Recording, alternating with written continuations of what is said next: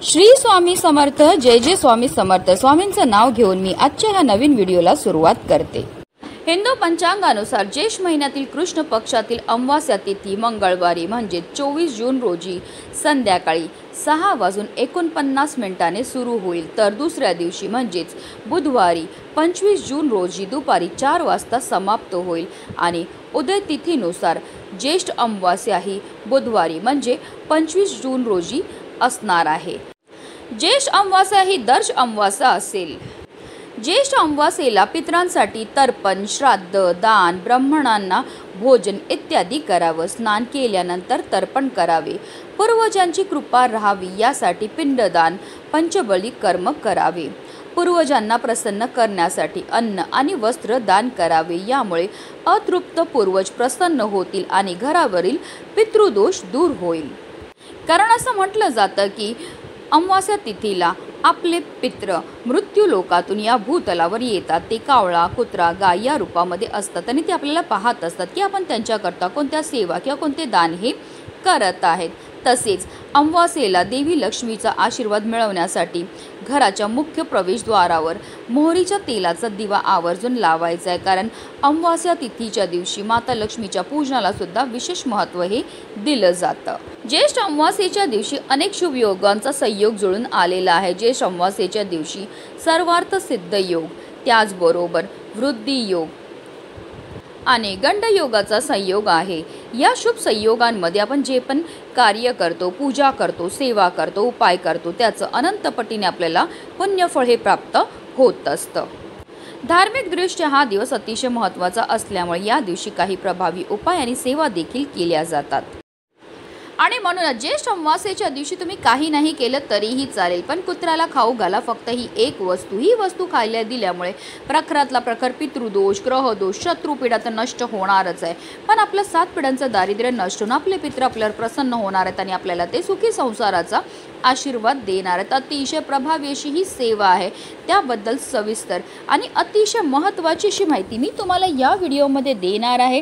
तो व्हिडिओ पूर्ण पहा आणि जर तुम्ही माझ्या चॅनलवर नवीन असतील तर चॅनलला सबस्क्राईब करा आणि शेजारी बेल आयकॉन सुद्धा प्रेस करा, जेणेकरून तुम्हाला माझ्या नवनवीन व्हिडिओचं नोटिफिकेशन हे मिळत राहील आणि तुम्ही एक पण व्हिडिओ मिस करणार नाही।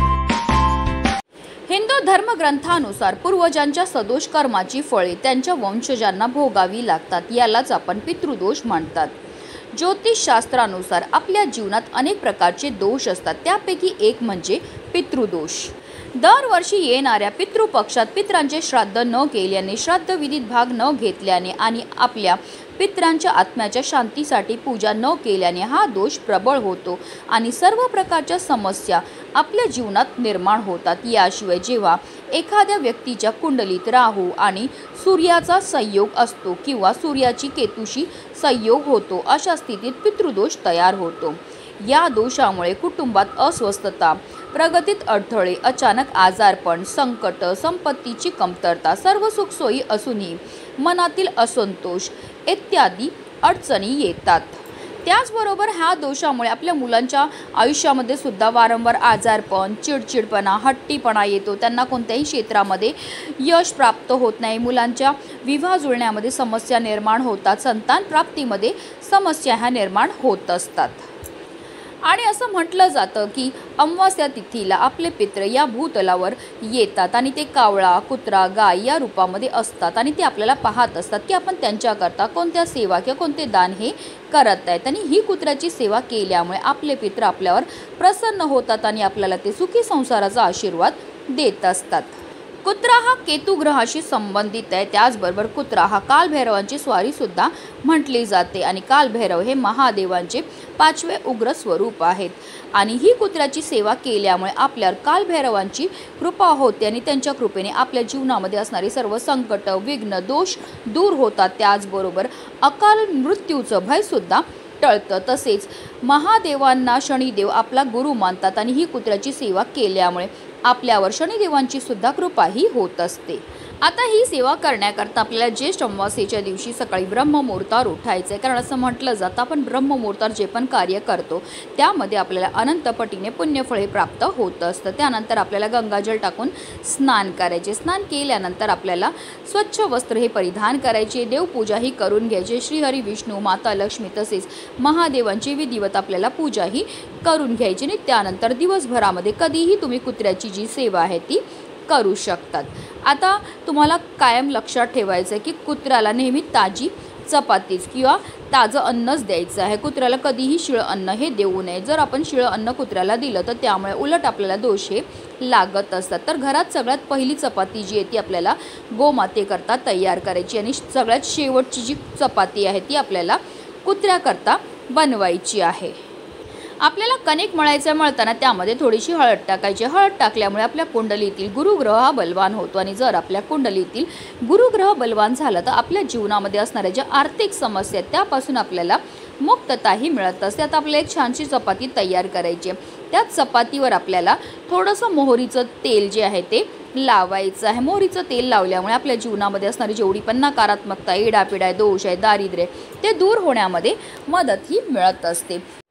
त्याचबरोबर आपल्याला चिमूटभर काळे तीळसुद्धा त्या चपातीवर ठेवायचे। तिळांचा संबंध हा आपल्या पितरांशी असतो आणि जर आपण कुत्र्याला काळे तीळ खायला दिले तर त्यामुळे आपल्या कुंडलीमध्ये असणारा प्रकारातला प्रकार पितृदोष, ग्रहदोष, शत्रुपीडा, दारिद्र्य दूर होण्यामध्ये मदतही मिळत असते। तसेच आपल्याला एक छोटासा खडा गुळाचा सुद्धा त्या चपातीवर ठेवायचा। गुळाचा खडा ठेवल्यामुळे आपल्या कुंडलीमध्ये असणारा राहू, केतू, शनी, मंगळ दोषापासून आपल्याला मुक्तताही मिळत असते आणि आपल्या जीवनामध्ये गोडवा हा निर्माण होत असतो। तर अशी ही गोड चपाती आपल्याला घेऊन जायचं कुत्र्याजवळ। आता जर तुम्हाला शक्य असेल तर काळ्या कुत्र्यालाच ही चपाती खायला द्या, पण आता काही कारणास्तव तुम्हाला काळ्या रंगाचा कुत्रा नाही भेटला तर इतर कोणत्याही रंगाच्या कुत्र्याला ही चपाती तुम्ही खायला देऊ शकता।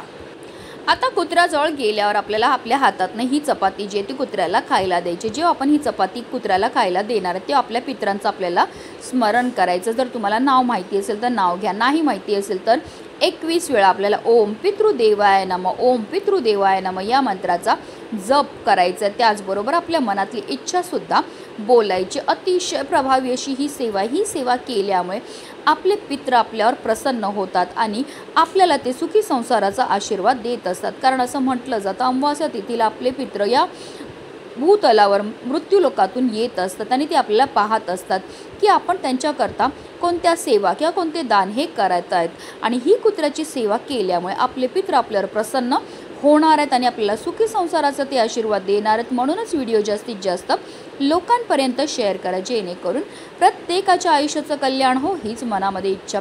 श्री स्वामी समर्थ। जय जय स्वामी समर्थ।